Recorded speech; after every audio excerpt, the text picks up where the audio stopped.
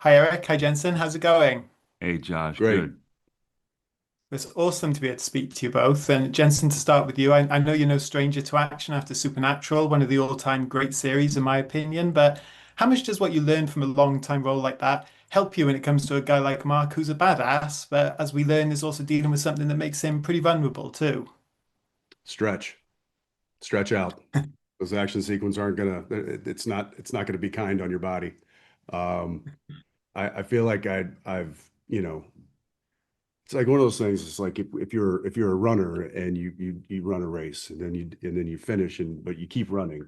I feel like I'm just kind of you know not trained for this, but I just feel like I'm somebody that lends itself to doing this and I enjoy it. I enjoy the athleticism required for it.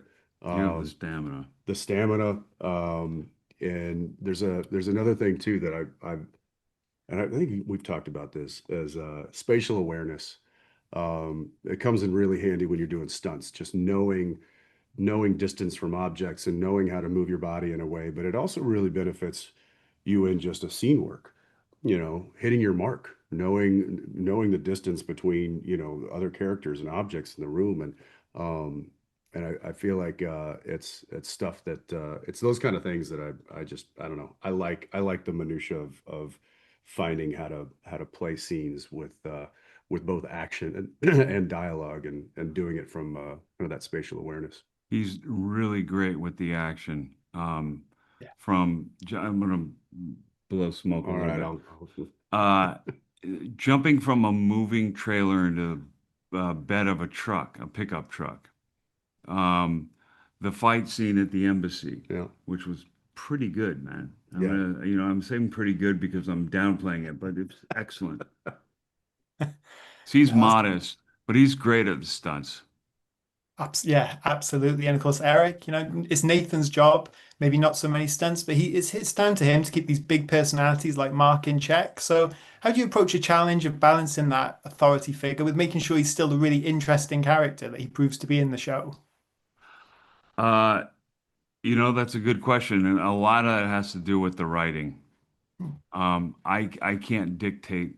I can make choices based on what's been given to me, but I can't dictate what comes out of my mouth. So, a lot of that is Derek Haas and his great writing. He takes time out for the scenes to breathe and for the characters to develop. And he's written Nathan Blythe um, as a stoic, steadfast, uh, sturdy, um, and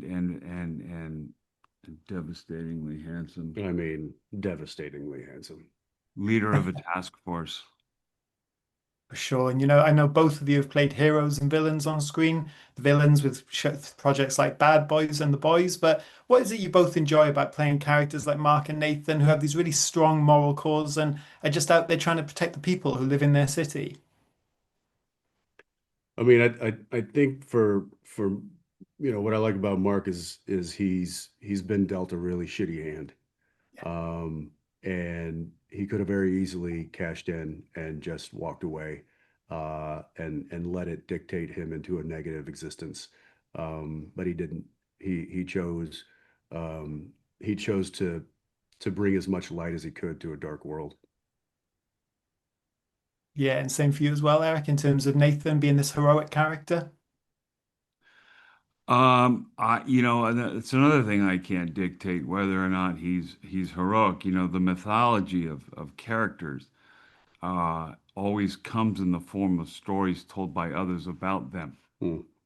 So you get all you need to know about Nathan Blythe from how the others speak about him and treat him. For sure. Well, Eric Jensen, I'm a huge fan of both of your work. It's such a pleasure to be able to talk to you for such an awesome series as this one. So thank you so much for taking the time.